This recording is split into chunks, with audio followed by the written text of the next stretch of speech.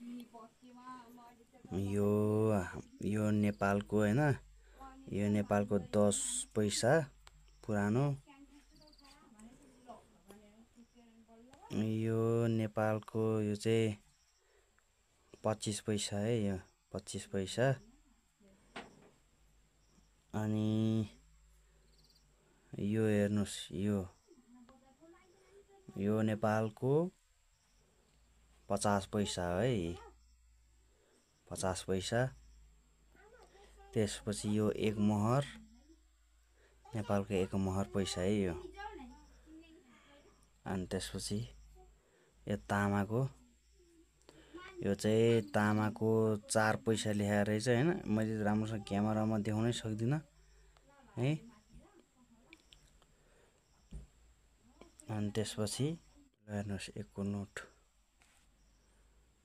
Hello guys, सबैलाई नमस्ते। मेरो नाम गोपाल राणा मगर, गोपाल राणा मगर युट्युब च्यानल सम्पूर्णलाई स्वागत छ। र आजको कन्टेन्ट भनेको हाम्रो नेपाली पैसा के कति हुन्छ हैन, कति रुपियाँले के आउँछ भन्ने कुरामा तपाईहरुलाई म जानकारी दिन गइरहेको छु। र तपाईहरुले मेरो अगाडि पनि देखिसक्नु भइसकेको छ कति के सामान छ भनेर।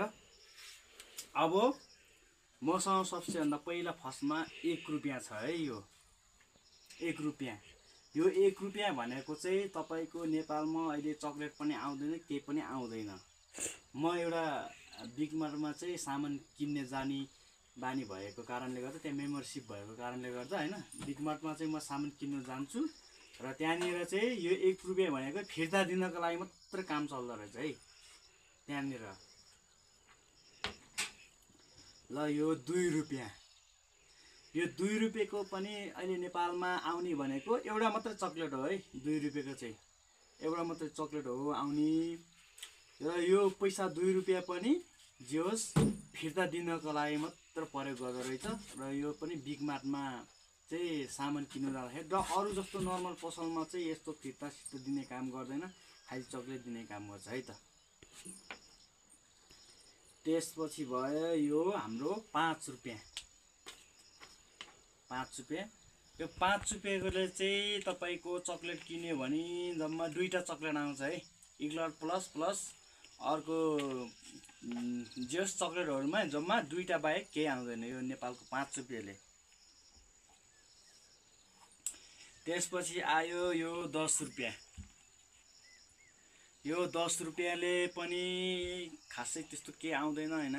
अब नर्मली पसलमा गयो भने त्यही बिस्किटहरु, आजभोलि त 10 रुपैयाँले किनेको बिस्कुट पनि जम्मा भित्र भएको जम्मा त्यही 4वटा 5वटा भएको यत्रै त्यो गोलो गोलो खालको आउँदो रहेछ हैन।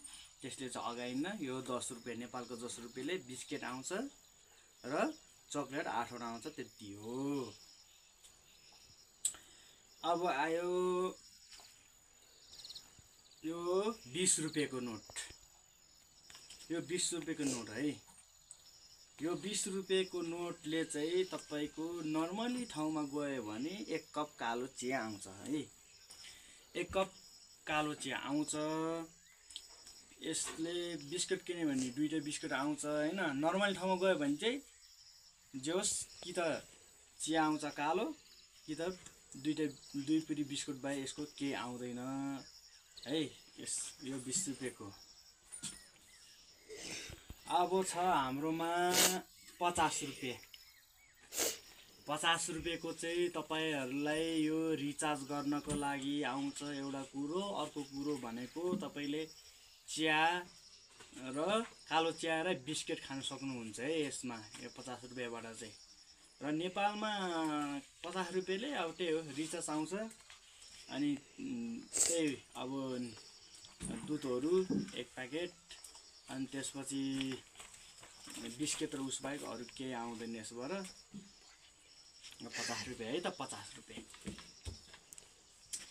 अब छ हाम्रो यो 100 रुपैयाँ, यो 100 रुपैयाँ एकदमै यो साना पैसा मध्ये यो हाम्रो ठुलो 100 रुपैयाँ पैसा हो।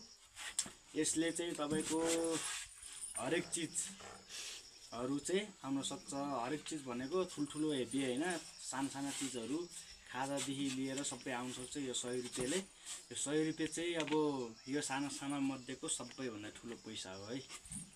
ल 100 रुपियाँ। त्यसपछि गएर आयो 500 रुपियाँ।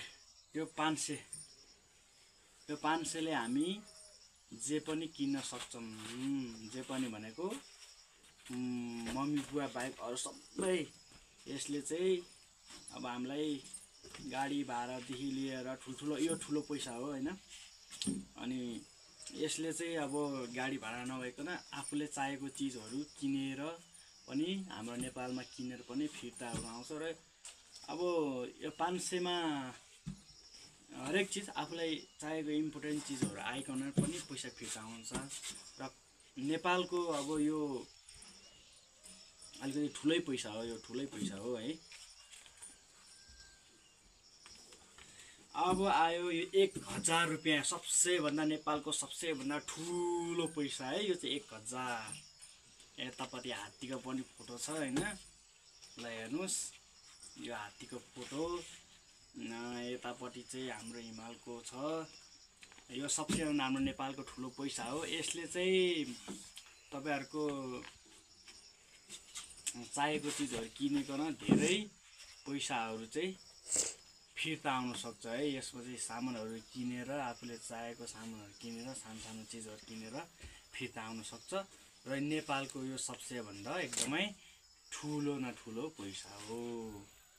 ल एकचोटि यता सरङ्गरङ देखाउँ त खाली।